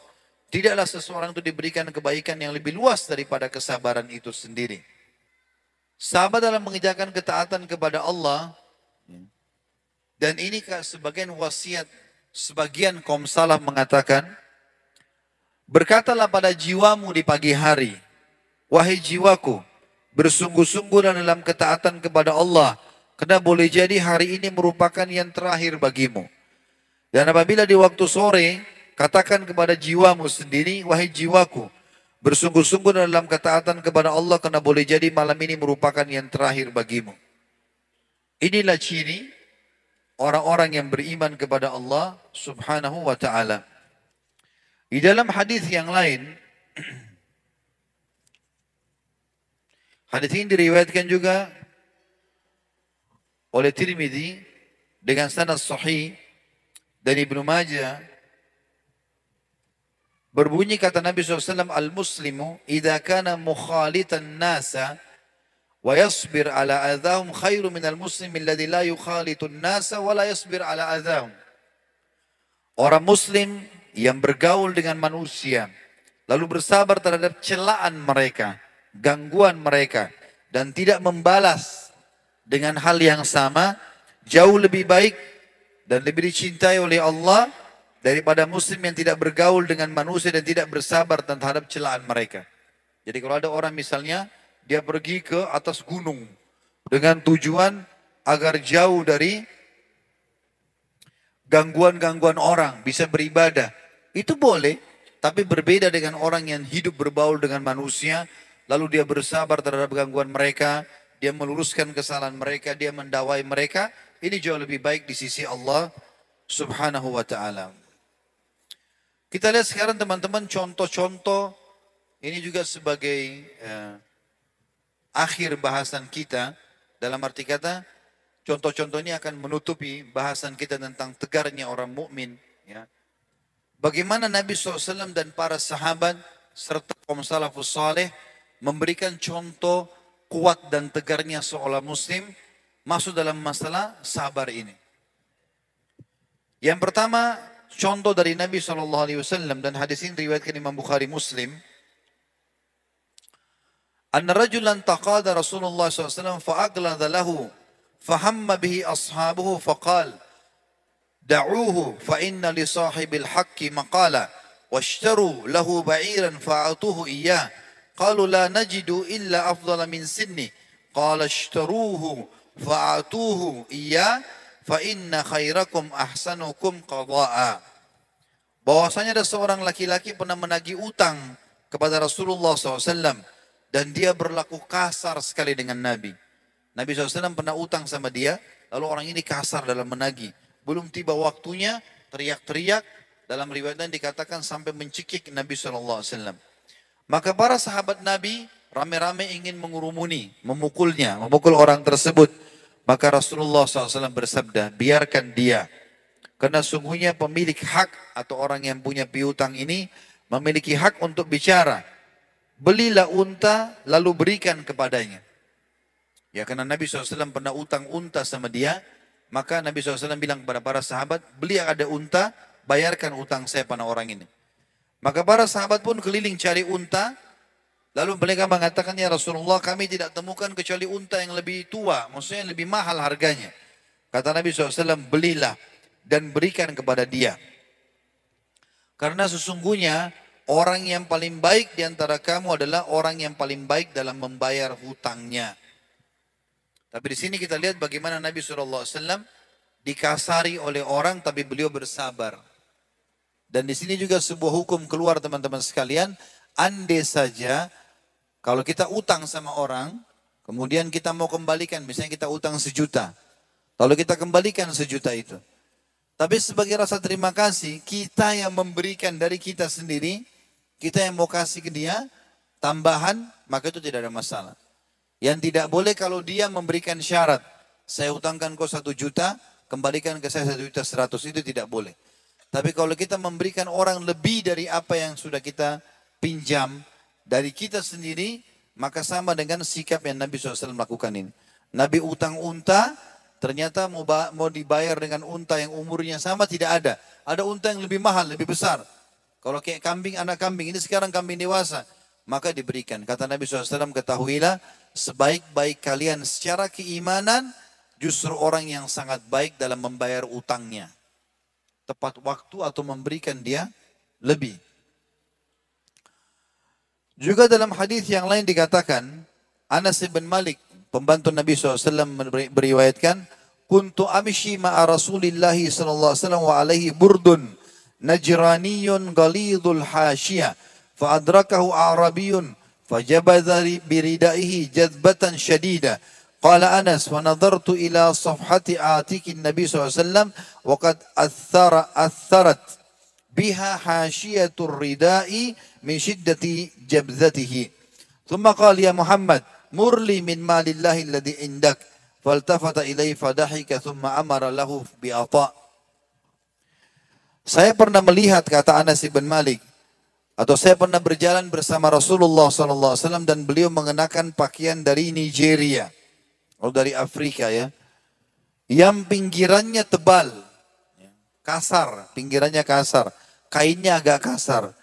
Tiba-tiba salah seorang Arab Badui mengetahuinya, seraya menarik baju beliau dengan keras. Anas bin Malik mengatakan, aku melihat sisi pundak Nabi berbekas merah karena tarikan orang tersebut. Jadi baju Nabi ini ditarik dengan keras dari belakang sampai bagian lehernya memerah. Lalu orang Badui tersebut berbicara dengan kasar. Sudah sikapnya kasar, tarik baju Nabi, ngomongnya kasar lagi. Wahai Muhammad, berilah aku dari harta Allah yang ada pada dirimu. Artinya orang Badui ini terbiasa sikapnya kasar sama orang. Kalau mau minta apa-apa berantem. Maka dia mau melakukan pada Nabi SAW. Apa yang terjadi? Sudah minta kasar lagi. Dikatakan dalam riwayat ini, kata Anas bin Malik, lalu beliau menoleh ke arah orang Badui tersebut sambil tersenyum. Kemudian memerintahkan sahabat untuk memberikan kepadanya pakaian atau apa yang dia minta. Hadis ini hadis sahih riwayat Bukhari dan Muslim. Juga disebutkan bahwasanya hadis yang sudah masyhur ya.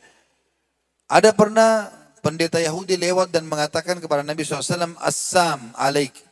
Dakhala rahtun minal Yahudi ala Rasulillah SAW faqalu Assamu alaik.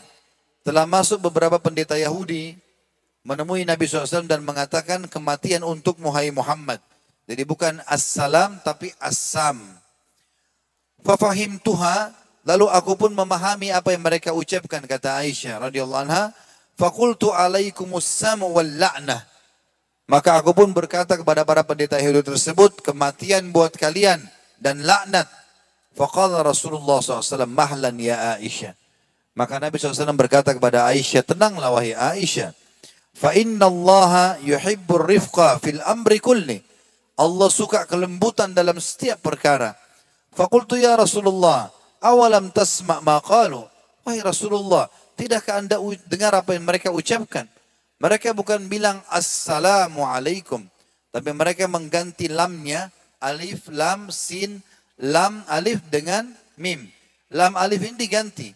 Assalam jadi assam. Ya, diganti lamnya menjadi alif saja. Kalau assalam keselamatan, assam kematian. Maka kata Nabi SAW, bukankah kau telah mendengar apa yang aku jawab? Aku telah menjawab, faqad qultu lahum, ya. Qala Rasulullah SAW, faqad qultu lahum wa alaikum. Aku telah menjawab dengan kalimat wa alaikum. Keperkasaan teman-teman, kejantanan terutama bagi laki-laki di sini, bukan justru dengan emosional, teriak-teriak, marah-marah, banting ini, ya, pukul sana, pukul sini, bukan dengan itu. Justru keperkasaan itu dinilai kalau orang bisa tenang dan mengontrol emosinya. Kata Nabi SAW dalam hadis riwayat Bukhari Muslim, laisa syadidu bis-sur'ah, innama syadidu alladhi yamliku nafsahu indal ghadab. Bukanlah orang yang kuat itu adalah orang yang jago berkelahi, suaranya keras, berteriak-teriak. Namun sesungguhnya orang yang kuat adalah orang yang bisa menahan diri ketika dia marah. Ada hadis lagi yang lebih mulia, ya, dalam masalah ini terutama bagi laki-laki. Ini hanya dengan menahan emosi, balasannya Allah dengarkan dari Nabi SAW. Ini emosi, kalau kita lagi marah dan kita mampu melampiaskan tapi kita nggak mau lampiaskan, setiap kali terjadi itu kita akan dapat balasan yang luar biasa. Kata Nabi SAW dalam hadis, man kadhama ghaidhan wa huwa yastati'u an yunaffidha da'ahu Allahu yawmal qiyamah ala ru'usil khalaiqi hatta yukhayyiru fi ayyil huri sya. Fi ayyil huri sya. Barang siapa yang mampu menahan amarahnya, padahal dia bisa melampiaskannya. Dia marah sama istrinya, marah sama anaknya, marah sama temannya. Dia mampu, dia benar. Maka pasti Allah akan memanggilnya pada hari kiamat nanti di hadapan makhluk-makhluk hingga dipersilahkan baginya untuk memilih bidadari yang ia kehendaki. Ya, selain daripada istri-istrinya di surga, bidadari yang sudah ada, ditambah lagi bidadari untuk melayani kebutuhannya di surga nanti hanya dengan menahan emosi yang dia bisa lampiaskan. Ada sahabat pernah bertanya, hadis itu hadis sahih riwayat Tirmidzi dan juga Abu Daud dan Ibnu Majah. Hadis yang lain Abu Hurairah berkata bahwasanya seorang laki-laki berkata, ya Rasulullah, inna li karaba asiluhum wa yaqta'uni wa uhsinu ilaihim wa yusi'un ilayya wa ahlum anhum wa yajhaluna alayya wa ahlumu anhum wa yajhaluna alayya. Faqala la in kunta kama qulta faka'annama tusiffuhumul mal wa la yazalu ma'aka minallahi dhahirun alaihim ma dumta ala dhalik. Wahai Rasulullah, sesungguhnya aku memiliki kerabat-kerabat. Aku menghubung tali, aku melanjutkan silaturahim dengan mereka, namun mereka malah memutusku. Aku datang, aku ziarah, segala macam, mereka tidak mau datang. Aku berbuat baik kepada mereka, namun mereka membalas dengan perbuatan jelek kepadaku. Aku berusaha sabar terhadap mereka, namun mereka malah berbuat acuh terhadapku. Maka Rasulullah SAW bersabda, sesungguhnya jika kamu benar sebagaimana yang telah kamu katakan, maka seakan-akan kamu telah memberi makan debu kepada mereka. Dan kamu senantiasa mendapat pertolongan dari Allah dalam menghadapi mereka selama kamu tetap berbuat demikian. Jadi sini kita lihat Nabi SAW tidak bilang, balas juga. Ya, lakukan ini juga. Tidak. Nabi SAW mengatakan, kalau kau lakukan itu dengan sabar, tetap saja kau tidak mau memutus silaturahim mereka, membantu mereka walaupun mereka tidak mau membantumu, kamu sabar walaupun mereka cuekin, maka kau akan mendapatkan pertolongan dari Allah. Ibnu Abbas berkata radhiyallahu anhuma, ini hadisnya panjang, saya langsung baca terjemahnya saja. Suatu ketika Uyainah bin Hasan mendatangi Hudzaifah bin Yaman, lalu singgah di putra saudaranya Al-Hur bin Qais. Ia adalah salah satu orang yang dekat dengan Umar. Dan dia termasuk para qurra atau ahli Al-Quran. Yaitu orang-orang yang senantiasa bermajlis dan bermusyawarah dengan Umar. Baik yang tua maupun yang muda usianya. Uyainah lalu berkata kepada putra saudaranya, wahai putra saudaraku, apakah kamu mempunyai tempat di hadapan Amir ini? Mintalah izin bagiku agar bisa menemuinya. Maka putra saudaranya berkata, saya akan meminta izin kepada Umar agar kamu dapat menemuinya. Ibnu Abbas berkata, maka Al-Hur meminta izin untuk Uyainah. Lalu Umar pun mengizinkannya masuk. Ketika Uyainah masuk dan menemui Umar, ia tiba-tiba berkata, wahai Ibnu Khattab. Jadi Uyainah ini kebetulan orang dari padang pasir ya. Ngomongnya kasar. Wahai Ibnu Khattab, demi Allah, engkau tidak memberikan kepada kami harta yang banyak dan tidak melaksanakan hukum di antara kami dengan adil. Maka Umar beda dengan Nabi SAW. Umar sempat marah. Gitu kan? Maka Umar pun marah sehingga berkeinginan untuk memberikan pelajaran kepada orang tersebut. Lalu Al-Hur, salah satu dari hafidh Quran, berkata kepada Umar, wahai Amir Mu'minin, ya, sesungguhnya Allah Subhanahu wa taala telah berfirman kepada nabinya. Nah, ini disebutkan dalam Al-Quran yang bunyinya, A'udzubillahi minasyaitonir rajim, khudil afwa wa'mur bil urfi wa'arid anil jahilin. Selalulah memaafkan. Ya. Allah mengatakan kepada nabinya, jadilah engkau pemaaf dan suruhlah orang mengerjakan yang ma'ruf serta berpalinglah dari orang-orang yang bodoh. Maka berkata Al-Hur tentang sepupunya sendiri yang bernama Uyainah, wa inna hadza minal jahilin. Wahai Amir Mu'minin Umar, ini orang yang ngomong sama anda dengan kasar, orang bodoh. Seperti yang Allah bahasakan. Kalau dia faham hukum agama, dia enggak akan berkata kasar begini. Wallahi ma jawazaha Umaru hina talaha alaihi wa kana waqqafan inda kitabillah. Maka tiba-tiba emosi Umar diberhentikan oleh dirinya, maka dia berhenti, dia tidak mau melampiaskan, sementara kitabullah ditilawakan dan dia selalu bisa menerima apa yang dibahasakan dalam Al-Quran. Artinya dia selalu menerima masukan dari Al-Quran. Umar bin Khattab berkata, barang siapa yang bertakwa kepada Allah, maka dia tidak akan mendapatkan kemarahan Allah. Kalau dia berusaha bertakwa kepada Allah, patut dia tidak akan dapat murkanya Allah. Dan barang siapa yang takut kepada Allah, maka dia tidak akan berbuat sesuai dengan kehendaknya. Maksudnya dia pasti menjaga, mengontrol. Dan kalau bukan pada hari kiamat, karena hari kiamat akan datang, sungguh tidaklah sabar diusahakan sebagaimana apa yang kalian lihat. Kalau seandainya tidak ada surga, nggak ada hisab hari kiamat, maka kita tidak butuh sabar. Tapi karena itu ada, maka kesabaran dibutuhkan. Luqman al-Hakim, yang masyhur dalam surah Luqman ya, orang saleh, pernah berkata kepada anaknya, wahai anakku, janganlah kamu hilangkan kemuliaan wajahmu. Maksudnya kedudukanmu, jangan kau hinakan dirimu dengan meminta-minta dan mengemis. Dan janganlah kamu kalahkan kemarahanmu dengan membuka aibmu sendiri. Fahamilah kemampuanmu, niscaya kehidupanmu akan bermanfaat bagimu. Artinya, hadapi semua itu dengan kesabaran agar kamu jangan salah dalam melangkah. Sekarang teman-teman kita lihat bagaimana ada kurang lebih 5 kisah saja. Saya ringkaskan. Kisah ini tentang orang-orang soleh yang menghadapi permasalahan-permasalahan dengan sabar. Kalau tadi sudah contoh dari Nabi SAW, sekarang kita lihat Ibnu Abbas radhiyallahu anhu, sahabat Nabi yang mulia. Dia dengan ayahnya sahabat Nabi dan ini sepupu Nabi juga. pernah satu kali lewat, lalu dicaci maki oleh seseorang yang tidak jelas. Orang itu berkata, kau ini mengaku sepupu Rasulullah, kau ini mengaku orang yang saleh, sahabat Rasulullah, gitu kan? Kamu jangan sombong, jangan begitu dan begitu.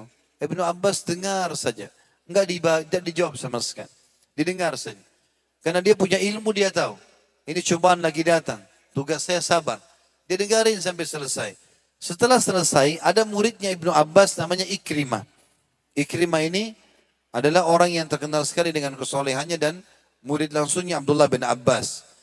Ibnu Abbas berkata, wahai Ikrimah, coba tanyakan orang ini. Untuk dia tanya, kamu sudah selesai? Kata Ibnu Abbas, orang itu bilang, iya sudah. Maka Ibnu Abbas kembali kepada muridnya di sebelahnya. Coba tanya orang ini, ada hajatnya enggak? Kalau ada, berikan kepada dia. Penuhi hajatnya. Lalu Abdullah bin Abbas pun jalan. Maka orang itu pun dalam kisah dikatakan menundukkan kepalanya karena malu. Ya, jadi subhanallah, kalau kita lihat dua orang lagi bertengkar, orang yang suka teriak-teriak di antara salah satunya, kita dari jauh walaupun kita belum tahu siapa benar siapa salah, kita akan anggap orang yang marah-marah itu pasti yang salah. Dan yang diam itu pasti orang yang baik. Seperti itulah. Yang satu lagi atau kisah yang kedua teman-teman, Muawiyah radhiyallahu anhu, sahabat Nabi yang mulia, salah satu penulis wahyu Nabi SAW, pernah dikatakan kepadanya, ya, ucapan kasar dikatakan, kau tidak memimpin yang benar. Karena dia selama 20 tahun menjadi gubernur negeri Syam, dan 20 tahun menjadi khalifah, 40 tahun jadi pemimpin. Ya, ini luar biasa dengan keadilan, dengan luar biasa. Tapi ada saja orang yang caci maki dia. Waktu dicaci maki, maka orang-orang di sekitarnya bilang, bagaimana kalau anda menghukumnya? Maka kata Muawiyah, sungguh aku malu jika kesabaranku menjadi sempit karena seseorang dari rakyatku. Artinya tidak perlu aku marah dengan itu. Dia mengucapkan kata-kata, ya sudah, yang penting saya tidak lakukan, selesai. Tidak perlu saya balas dengan menghukumnya. Pernah juga ada seseorang datang kepada Abu Dzar, ini kisah yang ketiga, sahabat Nabi yang mulia. Abu Dzar radhiyallahu anhu didatangi oleh seseorang, lalu orang itu sengaja, subhanallah, bayangkan kisah ini unik ya, sengaja datang dan mematahkan kaki kambing kesayangannya Abi Dzar. Jadi ada kambing kesayangan Abi Dzar radhiyallahu anhu, dia datang di depan Abi Dzar, ditangkap kambing itu, dipatahkan kakinya di depan Abi Dzar. Lalu Abi Dzar bertanya, kenapa kau lakukan ini? Dia bilang apa? Aku melakukannya dengan sengaja agar aku dapat membuatmu marah, lalu kau memukulku dan kau mendapat dosa. Maka Abi Dzar berkata, sungguh aku sangat marah terhadap syaitan yang telah menganjurkanmu memancing kemarahanku. Lalu dia pun meninggalkan orang tersebut. Jadi dia tidak pukul, subhanallah. Padahal ini kambing kesayangannya. Ya mirip kalau kita sekarang mungkin punya motor, punya mobil, tiba-tiba ada orang iseng ditempesin bannya. Kita memancing emosi depan mata gitu kan. Tapi subhanallah, dia waktu ditanya, kenapa kau lakukan? Ya saya sengaja memang mau ganggu kamu. Kata dia, saya marah, tetapi kepada syaitan yang telah membuat kau lakukan ini. Lalu kemudian ditinggalkan. Dia tidak pedulikan. Kisah yang keempat teman-teman, Umar bin Abdul Aziz rahimahullah, salah satu khalifah masyhur dengan kesolehannya. Satu malam, dia nggak mau sholat di istananya, maka dia pun masuk ke masjid. Dia tidak sholat di rumahnya maksudnya. Umar bin Abdul Aziz tidak ada istana, dia tidak mau tinggal di istana, dia tinggal di rumahnya. Dia masuk ke masjid, di masjid zaman dulu orang banyak tidur di malam hari. Maka dia karena mau sholat, orang banyak tidur, dia sempat melewati beberapa orang untuk pergi ke depan sholat. Sholat tahajud. Ada satu orang yang sedang dia lewati, bangun gitu kan. Tidak kena apa-apa, cuma dia rasa kepalanya dilewatin. Maka orang itu berkata, apa kamu sudah gila? Dia tidak tahu kalau ini rajanya. Ya. Lalu kemudian Umar mengatakan, tidak. Artinya saya tidak gila. Maka para pengawal Umar ingin memukulnya. Ini orang tidak tahu kalau ini khalifah. Lalu Umar berkata kepada para pengawalnya, jangan pukul dia. Sesungguhnya dia cuma bertanya, apa kamu sudah gila? Saya bilang tidak. Selesai. Maka begitu bijaknya Umar bin Abdul Aziz menghadapi masalah seperti ini. Jadi kalau orang caci maki kita teman-teman sekalian, dia bodoh. Jangan ikut-ikutan bodoh.